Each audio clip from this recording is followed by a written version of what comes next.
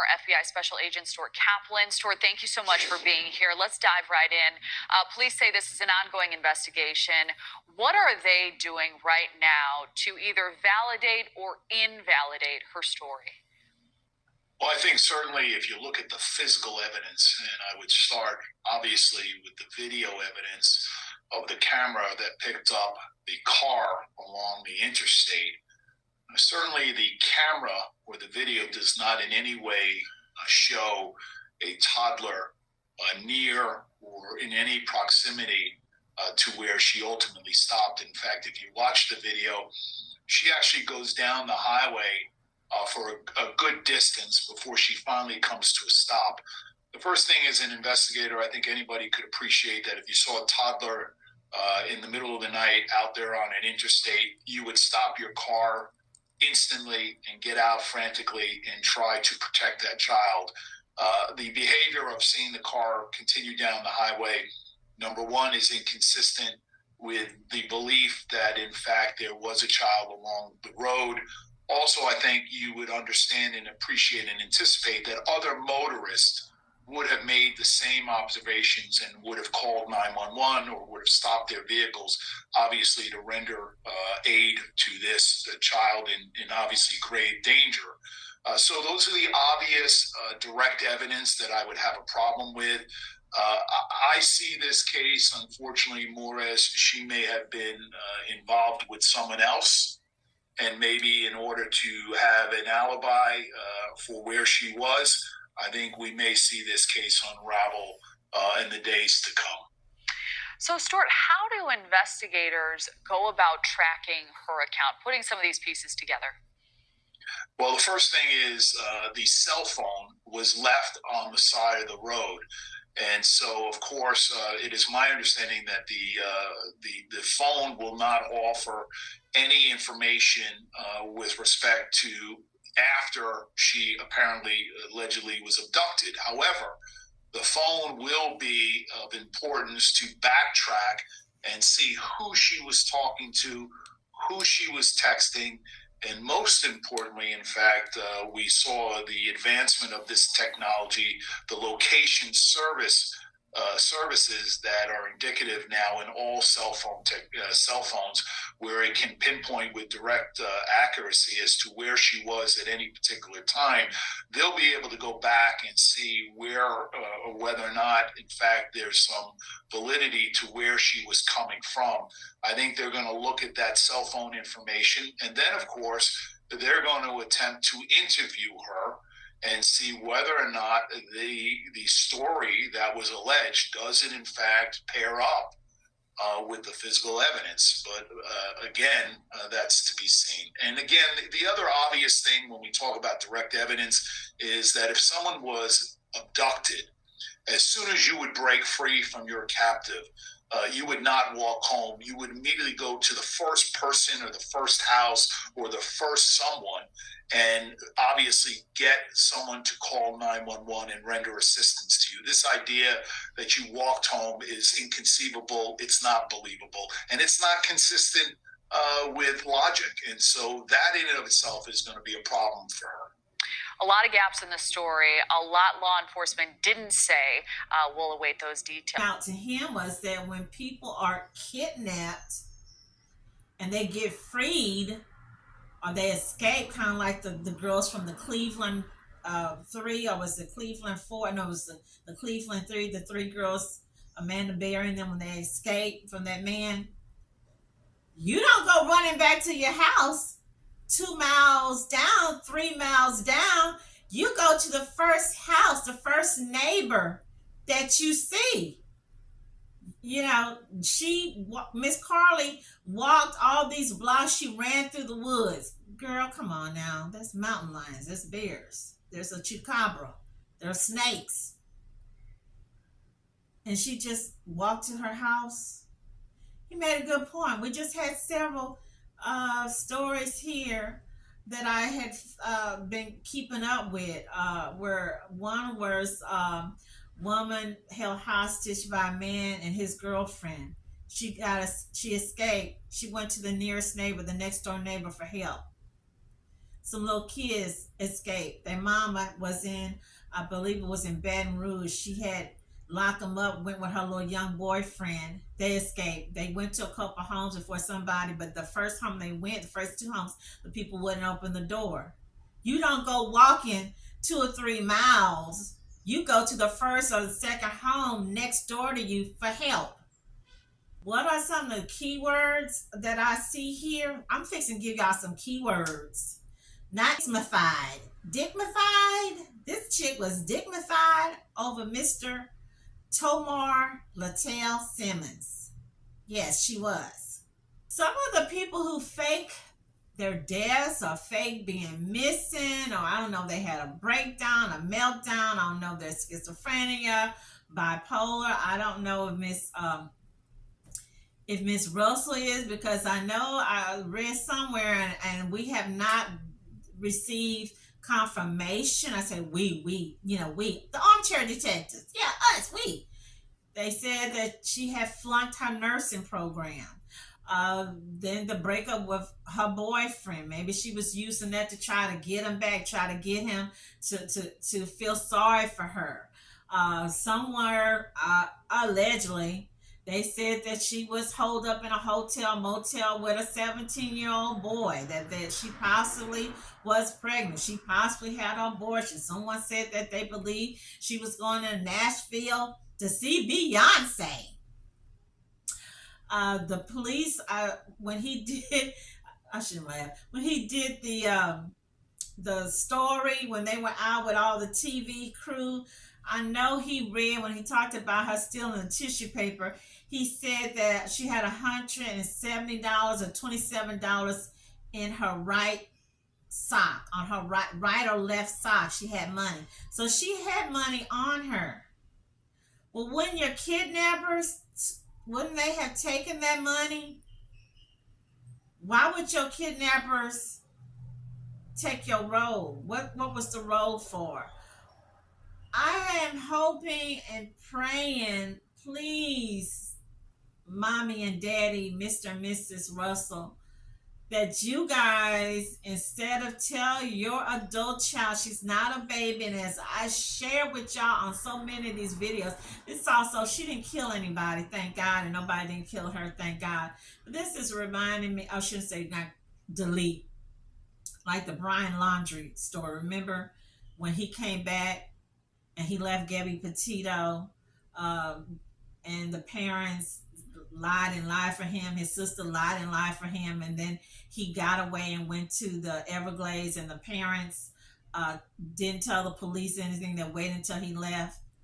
These parents, like I keep saying, these family members, they know things. They don't share. They won't say anything. They're just covering up, protecting their children. You're not helping. You're hurting. I hope that the mom don't lose her good cushion job at Keller. I hope the father don't lose his job. I hope that this girl truly has some type of mental situation happen, that she's not charged with anything, because y'all know they charged that Papina woman. She got charged. She's going to go to jail for 2 to 3 years. There were some other little dudes, people out there faking their deaths. Joy Stein, she faked her death, 23. Fake. Why are you faking your kidnapping? Why are y'all playing with death, with killing, with serious stuff like that? That's serious. Why? He ended up going to jail for 7 years. I guess he was a mama boy. Mama talked him into turning himself in. There are some dangerous, bad people out here. There's some dangerous, bad serial killers. Faking kidnapping, faking disappearance, running off so you can go wherever. Remember the guy Samuel Little allegedly killed 93 women. One of the biggest prolific, not just serial killer, black serial killer. That's not something to play with. A lot of these guys, these goons, that's how they find their victims, at night, or when the woman is out and about, either walking at the bus stop or driving your car. That's how they get them. Okay, And this young lady allegedly is playing with the detectives, the police, family members, co-workers, the school, using up police money and funds. They found that she searched the Amber Alert about the age for Amber Alert. About, don't y'all know that these police keep saying these guys go to school for this stuff? And you don't even really need to go to school, because one of my sisters, that's all she do is go in and check on her husband's computer, his phone. You just look at a person's phone and search. Did she not know that? Big dummy, like Red Fox used to say, that these people was going to check your phone and see these searches. You didn't know that? Couldn't you have called and said, hey, y'all, I'm all right. I'm at the Red Roof Inn eating my cheeses, watching, I don't know. I went to see the Beyonce concert in Nashville. I'm trying to get back at, I don't know, Big Daddy. I want Big Daddy back in my life. I want to show him what I have to offer. I want to show him that I'm better than the stripper girl. Or, hey, just keep it real. Hey, mom, dad, y'all can go ahead and take this Mercedes back. I flunked nursing school. My grades is not where it's at. Nursing school is not for me. Do y'all know how many people go to nursing school, medical school, dental school, all architect, and then they be like, you know what? I don't want to do this. This is not what I like. That's okay. That's okay. But we don't have to do all this. We don't have to get the police involved. We don't have to make up stories. And then the parents, yes, you guys, I really believe mom and dad co-signing. The mom is running things, in which I've noticed several people was posting, the father has no say. He has no, they basically say, hey, dad, you need to wear the pants in the house and let the mama wear the skirt. She kept co-signing. Sarah tell, I wish these parents of today were more like the parents in my mom's day, where when mom and dad see you messing up, they see you doing something. Because your mom, maybe not the dad, but mama know when you're lying. A mom ought to know when her kid is lying, and mom would be like, hey, we're not going any further with this mess. You're going to fess up. You're going to say what happened. You're going to apologize. You're going to go in and walk yourself to the police department, or we're going to go with you. But we're not going to let this lie or these stories continue. Parents don't do that anymore. We see that with all these massive murders, these guys running around kidnapping women, raping women, like the Kristen Smart story. The dude, this was a college woman he knew. His dad co-signed, and he kept on. Same thing with this guy, this Gilgo Beach rapist, or whatever you want to call it. I really believe his wife, yes, I know you guys are feeling sorry and feeling sad for her, but I really feel wifey knew. There's no way you not know for 30 years your husband's out there getting prostitutes, blah, blah, blah. What should happen to this young lady, Miss Carlee? She needs help. Should she be put in jail? Should she be charged? If they do, they should give her, be lenient, give her probation, give her, make her pay restitution. We know. The police wants that $63,000. What police department don't need $63,000? Yeah, they're gonna keep that money. The 25,000 included that the Keller Realty Group gave them. What I think the people, they didn't want to share too much, or maybe they rushed in and they said they're going to get this thing solved. They didn't want people coming into this little small suburban town, shaking it up, railing it up. They didn't want, Black Lives Matter descending on that town. That's something else I thought about, because we know the history of places like Alabama, Louisiana have I told you about my uncle's a truck driver for CVS for almost 40 years, and I can still remember stories. He would tell us that he would not go into the woods, and he know of stories of where black people were dragged into the woods, black women were dragged to the woods, raped, sodomized, wherever else. There's all kind of horrors and stuff and people that we have that are missing and have been missing that's out there in the woods. Miss Carlee is lucky that they didn't find her hanging from a tree somewhere out there in Alabama in those woods.